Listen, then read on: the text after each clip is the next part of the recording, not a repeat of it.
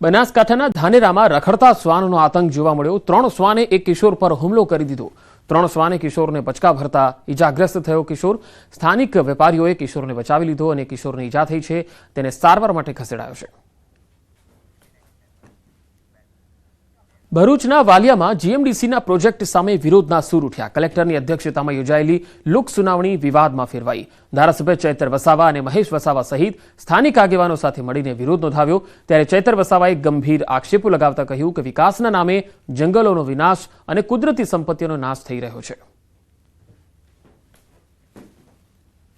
આ પ્રોજેક્ટ અહીંયા આવવાથી વાલિયા તાલુકો, નેત્રંગ તાલુકો અને ઉમરપાડાના પણ ઉભારિયા ગામમાં સમાવેશ થાય છે અને અહીંયા હજારો લોકો, હજારો પરિવારોને વિસ્થાપિત થવાનું છે, જેના કારણે પર્યાવરણ પ્રદૂષણ, પાણી, ભૂગર્ભ જળ હોય, સપાટી જળ હોય, હવા પ્રદૂષણ, ધ્વનિ પ્રદૂષણ, વન્યજીવ પ્રાણી કે માનવ વસ્તીને ખૂબ મોટું હાનિકારક થવાનું છે।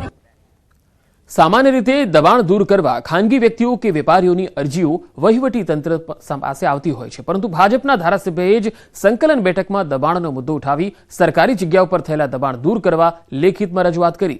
સરકારી જગ્યા ઉપર થયેલા દબાણો દૂર કરી શહેરનો વિકાસ કરી શકાય તેવી રજૂઆત બાદ વહીવટી તંત્રએ વિવિધ ટીમ બનાવી સર્વે કરવાની તૈયારી બતાવી। મુકેશ પટેલે જણાવ્યું કે શહેરમાં લગભગ 525 જેટલા સર્વે નંબરો પર 50,000 ચોરસ મીટર જગ્યા પર દબાણો થયેલા છે।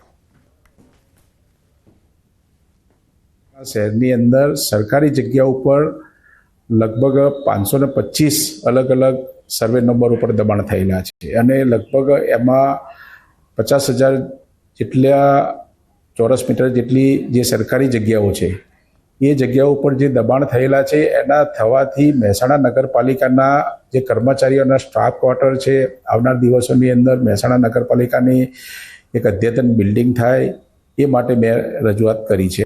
મહેસાણાના માન્ય ધારાસભ્ય શ્રી મુકેશભાઈ પટેલ દ્વારા કોર્પોરેશન વિસ્તારમાં દબાણો હતા એવો એક એમનો રજૂઆત હતી, પ્રશ્ન હતો।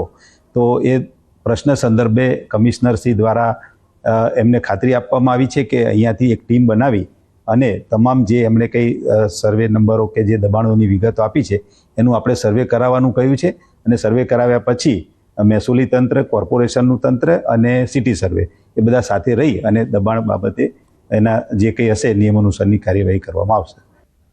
મહેસાણામાં ખેરાલુમાંથી સરકારી સબસિડીવાળું નીમ કોટેડ યુરિયા ખાતરનો જથ્થો ઝડપાયો। નાયબ ખેતીવાડી વિસ્તરણ વિભાગે બાતમીના આધારે જથ્થો ઝડપી પાડ્યો। ખેરાલુ એપીએમસી સ્થિત 112 નંબરની પેઢીમાંથી અંદાજિત 544 ખાતરની બેગો ઝડપાઈ। સબસિડીવાળા નીમ કોટેડ યુરિયા ખાતરનો ઇન્ડસ્ટ્રીયલ યુઝ થતો હોવાની આશંકા છે। બેગોની પલટી મારી ઇન્ડસ્ટ્રીયલ યુઝ કરવામાં આવતો હોવાની આશંકા છે। ખેડૂતોને આપવામાં આવતું સબસિડીવાળું ખાતર ઝડપાયું। સરકારી ખાતર ઝડપાતા અનેક સવાલ ઉઠી રહ્યા છે। ખેડૂતોને આપવાનું ખાતર ખાનગી દુકાનમાં કેવી રીતે પહોંચ્યું આ પણ એક સવાલ છે। ક્યાંક ખેડૂતોને નથી મળતું પૂરતું ખાતર તો 544 બેગો કેવી રીતે પહોંચી ગઈ આ પણ એક સવાલ છે। નાયબ ખેતીવાડી વિસ્તરણ વિભાગ હાલની જે ટીમ છે એમના દ્વારા સેમ્પલ લેવામાં આવ્યા છે। પોલીસ ફરિયાદ નોંધાવવાની તજવીજ ચાલી રહી છે।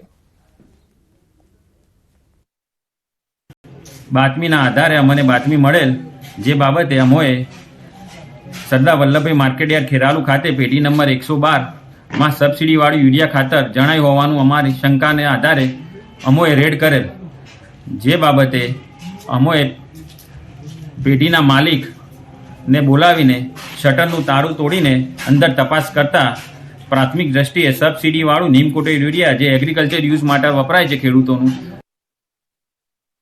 ભોગાવો નદીમાં ગેરકાયદે રેતી ખનન માટે બનાવેલ રસ્તાઓ પર તંત્રએ તવાઈ બોલાવી। વઢવાણ પ્રાંત અધિકારી સહિતની ટીમની હાજરીમાં કાર્યવાહી કરવામાં આવી। જેસીબી સહિતના સાધનો વડે નદીમાં બનાવેલા ગેરકાયદે રસ્તાઓ તોડી પાડવામાં આવ્યા। નોંધનીય છે કે શેખપર નજીક થોડા સમય પહેલા રેતી ભરેલું ડમ્પર ખાબકતા એક વ્યક્તિનું મોત નીપજ્યું હતું, જે બાદ વિભાગ એક્શનમાં આવ્યું અને તપાસ કરતા ખનન માફિયાઓએ બનાવેલા રસ્તાઓની જાણ થઈ। ચોમાસા પહેલા જ સાબરકાંઠા તંત્ર સતર્ક બની ગયું છે। સાબરકાંઠાના પ્રાંતિજના બોખ તળાવમાં પ્રી-મોન્સૂન ડ્રાઈવ યોજાઈ। પ્રાંતિજ ફાયર વિભાગ અને નગરપાલિકાની ટીમ દ્વારા પ્રી-મોન્સૂન ડ્રાઈવ યોજાઈ। ફાયર ટીમ અને ઇમરજન્સી 108ની ટીમ હાજર રહી હતી। આગામી ચોમાસાને લઈને પ્રી-મોન્સૂન ડ્રાઈવનો કાર્યક્રમ યોજ્યો। દરિયાનું પાણી બ્લુ કલરનું હોય છે, પરંતુ પોરબંદરનો દરિયો ગુલાબી કલરનો જોવા મળતા લોકોમાં પણ કુતૂહલ જોવા મળ્યું। હાલ અસ્માવતી ઘાટથી લઈને પોરબંદર ચોપાટી સુધીના દરિયાનું પાણી ગુલાબી કલરનું દેખાઈ રહ્યું છે। જેતપુરના કેમિકલયુક્ત પાણી દરિયામાં ઠાલવવાની યોજના શરૂ થાય એ પહેલા પોરબંદરના દરિયામાં આ પ્રકારનું પાણી જોવા મળતા ભારે આશ્ચર્ય જોવા મળ્યું. પોરબંદરના દરિયામાં આ પ્રકારનું પાણી થઈ જતા કોઈ કેમિકલયુક્ત પાણી છોડવામાં આવ્યું છે કે કેમ, આ સવાલ ઉઠી રહ્યા છે. જવાબદાર તંત્ર દ્વારા આ પાણીના નમૂના લઈ તેનો રિપોર્ટ કરવામાં આવે અને આ પાણી કયા પ્રકારનું અને કેમ અહીંયા આવ્યું છે અને કેવી રીતે અહીંયા છોડવામાં આવી રહ્યું છે એની તપાસની પણ માંગ છે. આ જે અત્યારે ગુલાબી પાણી થઈ રહ્યું છે એ અમને ખબર નથી ક્યાંથી આવ્યું, કોને દ્વારા છોડવામાં આવ્યું છે, આ પાણી કયું છે, કયું કેમિકલ છોડેલું છે, એ તપાસ કરનાર અધિકારી અને જવાબદારી કચેરીએ આ બધું કાર્યક્રમ કરવાનું હોય છે. આનું જોવામાં આવે કે આ પાણી ક્યાંથી છે. આમાં અત્યારે મચ્છીમાર પણ બીવે છે કે આ પાણીમાં ઉતરવું કે ના ઉતરવું. દરિયાનો જે કલર હોય છે તે મોટા ભાગે જે બ્લુ કલરનો દરિયો છે તે જોવા મળતો હોય છે, પરંતુ આપ જે દ્રશ્યો જોઈ શકો છો કે પોરબંદરનો જે દરિયો છે તે અત્યારે ગુલાબી કલરનો લાગી રહ્યો છે. આખો જે પિંક કલરનો જે આ દરિયો છે તે દરિયો જોવા મળતા જે માછીમારો જે છે તેમજ જે આસપાસના જે વિસ્તારના લોકો છે તે પણ હાલ ભારે આશ્ચર્યમાં જોવા મળી રહ્યા છે કે આ જે પાણી છે આખું જે દરિયાનું એ ગુલાબી પાણી કયા કારણોસર થયું છે. આવું જે દ્રશ્યો છે તે કયા કારણે થયા છે, આ શું કોઈ કેમિકલના કારણે છે કે પછી જે આખું જે પાણી ગુલાબી થઈ જતા જે માછીમારો છે તે માછીમારો પણ ક્યાંક ને ક્યાંક ડર અનુભવી રહ્યા છે કે આ કોઈ જે પાણી છે તેના કારણે ચામડીના જે રોગ છે તે રોગ થાય છે કે કેમ, તેવી પણ શંકા ઉપજી રહી છે. અને આ અંગે જે ગુજરાત પોલ્યુશન કંટ્રોલ બોર્ડ જે છે તેમના અધિકારીઓને પણ જે ફોન દ્વારા સંપર્ક કરવાનો પ્રયાસ કરવામાં આવ્યો, પરંતુ તેમનો પણ ફોન છે તે રિસીવ થયા નથી. ત્યારે ખરેખર આ પાણી કયા કારણસર આટલું ગુલાબી થયું છે અને શું કારણ છે આ પાણી આટલું ગુલાબી થવા પાછળનું, તે અંગે પણ તપાસ કરવામાં આવે તે ખૂબ જ જરૂરી છે. પ્રતિશ સિલુ, ન્યૂઝ 18 ગુજરાતી, પોરબંદર. અમિત શાહે પીએમને ઘટનાની જાણકારી આપી છે. પીએમ સાથેની વાતચીત બાદ અમિત શાહનું મોટું નિવેદન, હુમલાખોરોને છોડવામાં નહીં આવે, થોડી વારમાં શ્રીનગર રવાના થશે અમિત શાહ. તો કેન્દ્રીય ગૃહમંત્રી અમિત શાહે નિવેદન આપ્યું છે. પીએમ સાથે વાતચીત કર્યા બાદ અમિત શાહે કહ્યું છે કે હુમલાખોરોને છોડવામાં નહીં આવે, થોડી જ વારમાં તેઓ શ્રીનગર જવા માટે રવાના થશે.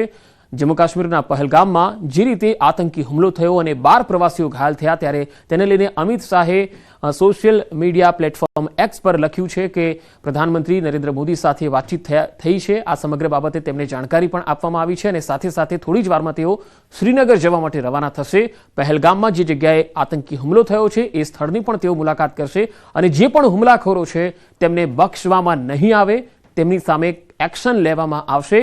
અને જમ્મુ કાશ્મીરમાં પ્રવાસીઓ પર જે આતંકી હુમલો થયો, 12 પ્રવાસીઓ ઘાયલ થયા, જેમાં એક ગુજરાતી પણ છે. ત્યારે આ સમગ્ર મામલાને લઈને કેન્દ્રીય ગૃહમંત્રી એક્શનમાં આવી ગયા છે અને આજે જ તેઓ શ્રીનગર જવા માટે રવાના થઈ રહ્યા છે. થોડી જ વારમાં તેઓ શ્રીનગર જવા માટે રવાના થશે અને આ અંગે તેમણે સોશિયલ પ્લેટફોર્મ એક્સ પર જાણકારી પણ શેર કરી છે. પ્રધાનમંત્રી નરેન્દ્ર મોદીને પણ આ આતંકી હુમલાના સમગ્ર ઘટનાક્રમ અંગે અવગત કરવામાં આવ્યા છે અને તેઓ ટૂંક સમયમાં એટલે કે થોડી જ વારમાં શ્રીનગર જવા માટે રવાના થશે અને ત્યાં જરૂરી સૂચનાઓ પણ આપવામાં આવશે. હાલ સમગ્ર જે વિસ્તાર છે પહેલગામ, જ્યાં આતંકી હુમલો થયો છે, એ વિસ્તારને કોર્ડન કરી લેવાયો છે. જવાનો દ્વારા હાલ આ સમગ્ર વિસ્તારને કોર્ડન કરી અને આ હુમલા કેસની તપાસ ચાલી રહી છે. અને જે સંગઠન જેને શંકા વ્યક્ત કરવામાં આવી છે કે જે આતંકી સંગઠન છે તેના દ્વારા હુમલો કરવામાં આવ્યો છે, તો તે સંગઠનને જે હુમલાખોરો છે તેને પકડવા માટેની પણ કાર્યવાહી અત્યારે ચાલી જ રહી છે. અને મોટું નિવેદન આપ્યું છે કેન્દ્રીય ગૃહમંત્રી અમિત શાહે. World famous tourist destination Pahalgam में आज बाद दोपहर एक आतंकी हमला